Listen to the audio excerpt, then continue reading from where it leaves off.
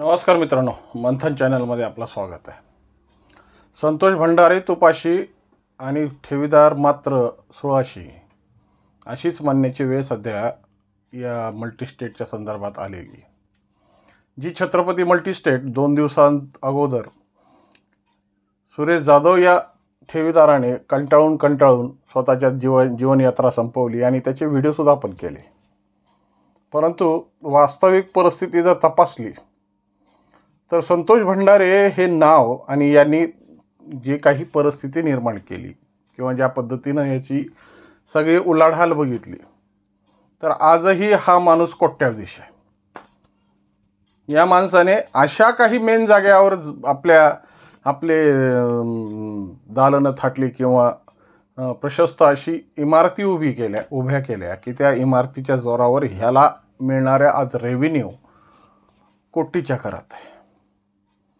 तरीही ती मानसिकता आणि ती परिस्थिती अशा ठेवीदारांना झुलवत ठेवायची किंवा ज्यांच्या जीवावर तुम्ही उभं केलेलं आहे हे सगळं साम्राज्य किंवा ज्यांच्या जीवावर तुम्ही उभा केलेली ही सगळी संपत्ती आज त्याच ठेवीदारांना हवादिल करत आहे।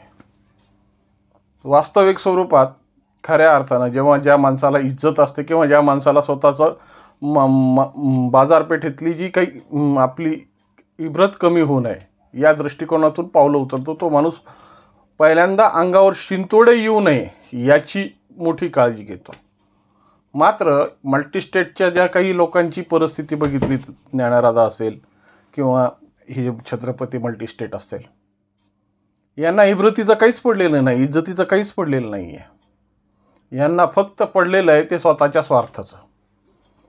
कारण की त्याची एक पावती मिळाली बीडमध्ये मित्रनगर चौकात संतोष भंडारे यांचं खूप मोठं असं कॉम्प्लेक्स उभं आहे आणि त्याच्यात राजकारणी म्हणून जे नेहमी चर्चेत राहतात किंवा ज्या पद्धतीनं त्यांनी आता शिवसेनेतून राष्ट्रवादीत प्रवेश केला त्यांच्यासोबत ते शेख निजाम त्यांच्यासोबत यांच्या पार्टनरशिपमध्ये उभं केलेलं खूप मोठं दालन आहे, खूप मोठी सुसज्ज इमारत आहे।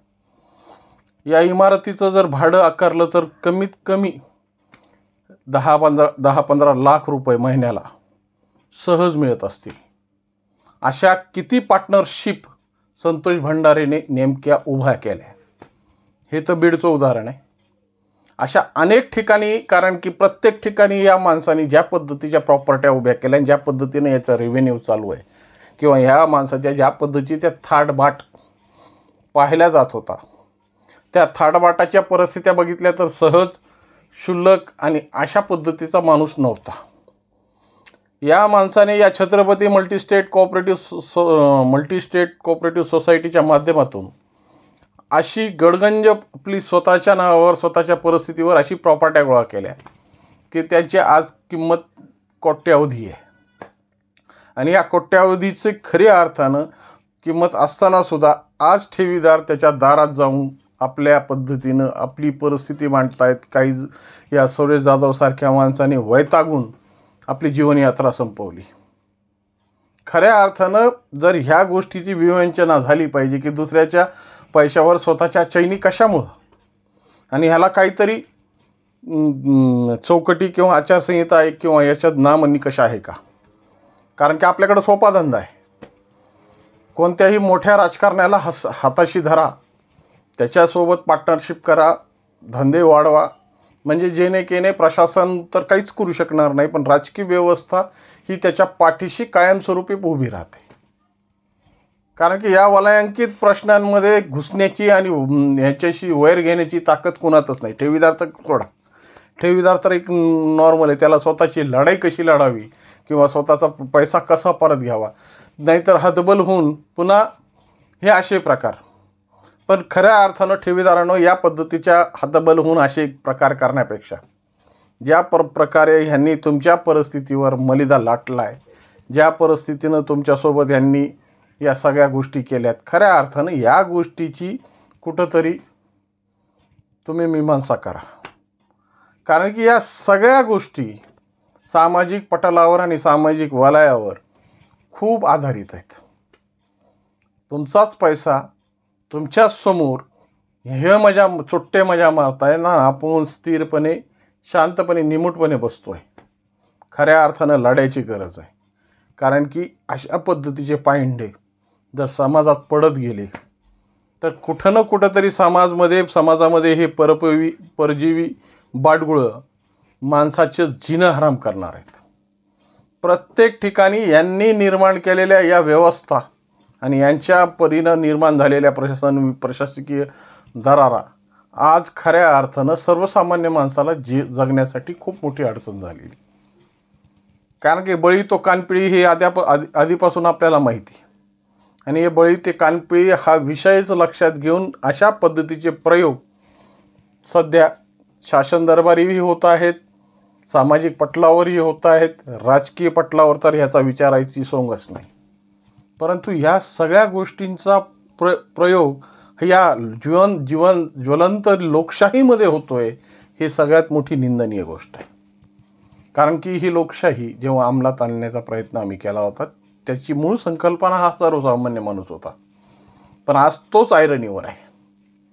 या आयरणीवरच्या या माणसाला कशा पद्धतीने न्याय मिळावा यासाठी राजकारणी का बोलत नाहीत याची प्रचिती या प्रकरणातून मिळते. कारण की कुठं ना कुठं तरी सगळ्यांचे साठे लोटे एकमेकाशी जुळलेले आहेत. जसं सुरेश कुटेच्या संदर्भात त्या बावनकुळे साहेबांचा संदर्भ जोडला जातो, तसाच आत्ता या प्रकरणात या सगळ्या परिस्थितीमध्ये जर मग हे जे समीकरण बसलं आहे आणि या पद्धतीच्या पार्टनरशिप्स नेमक्या संतोष भंडारीने कुठं केलेल्या आहेत. कारण की या जगात खेळतं भांडवल आणि पैशाच्या पद्धतीनं काय वापरता येईल आणि स्वतःचा रेव्हेन्यू कशा पद्धतीने जनरेट करता येईल ही मानसिकता तर आता सगळ्यांचीच झालेली आहे. ज्याच्याकडं पैसा आहे तो आपल्या परिस्थितीतून त्याला वेगाने वाढवण्याचं आणि त्याच्याला पण ते स्वतःचा असला पाहिजे. लोकांच्या पैशावर बांधलेले हे पत्त्याची घरं कसे कोसळतील ना त्याचं मूर्तिवंत उदाहरण हे छत्रपती मल्टीस्टेट आहे. कारण की तुमचा पैसाच नाही आहे आणि तुम्ही त्याच्यावर अशा थाट करतायत की ते थाट राजा महाराजांना सुद्धा करता आलेले नाही आहेत. म्हणजे पैसा जरी गेला तरी त्याचं गम नाही. ते म्हणतात ना, खरं ते आपल्या घामाचं असलं आपलं कष्टाचं असलं तर माणूस एक ना एक रुपया सनदशीर वापरतो. परंतु ज्याला घामही नाही, ज्याला काहीच नाही आहे, फक्त लोकांच्या कोपऱ्याला लावलेला गुळ आणि या गुळाच्या जीवावर निर्माण केलेली ही एक संस्था की या संस्थेच्या माध्यमातून म्हणजे सोन्याची अंडी देणारी ही संस्था. कारण की याच्यात जेवढ्या पद्धतीनं जशा पद्धतीनं तुम्हाला वापरता येईल तशा पद्धतीने वापरण्यात आलेली ही संस्था. याला ना नियम आहेत, ना निकष आहे, ना कसल्या आचारसंहिता आहेत, न वही न खाता मैं जो बोलता वो सही ही पद्धत. आणि ही पद्धतच मुळात या ठेवीदारांना धोक्यात आणलेली. आणि त्यात शासनाच्या वर हात. शासन हे कधीच आपल्या अंगावर येऊ देत नाही. त्याने लगेच या संदर्भात असेल तर प्रत्येक ठिकाणी लगेच कागदावर कागद दाखवण्याचा प्रकार सुरू होतो. हे प्रकार सर्वसामान्य माणसाच्या जीवाशी खेळणारे प्रकार या शासनाने तरी आता बंद करावे आणि वास्तविक स्वरूपात अशा पद्धतीनं लांडीलाबाडी करणारे अशा पद्धतीची चर्चा कानावर आली किंवा याच्यावर प्रत्येक गोष्टीवर निर्बंध ठेवा ना. याच्या तपासण्या वेळोवेळी करा. जर तुम्ही रोपटं लावलं आहे ना तर त्याच्या तपासण्याही व्हायला हव्या. परंतु हे सगळ्या गोष्टी गेल्या उडत आणि आम्ही जे म्हणतो, आम्हाला जे वाटतं, आम्हाला जे करायचं आहे ते त्याला दिलेली ही मुभा असंच एकंदरीत या छत्रपती मल्टीस्टेटच्या संदर्भातून तरी पाहायला मिळतं. आज रांगाच्या रांगा आणि लोक पैशाच्या संदर्भात तगादा लावणारे लोक वैतागली आहेत, हताश आहेत. मात्र यांच्या पद्धतीनं यांची जी चंगळवाद चालू आहे आणि यांच्या पद्धतीनं जो अशा पद्धतीच्या गवगव्यात खऱ्या अर्थानं सामाजिक परिस्थिती निर्माण करण्यात आलेली आहे तीच सगळ्यात मोठी संभ्रमता आहे.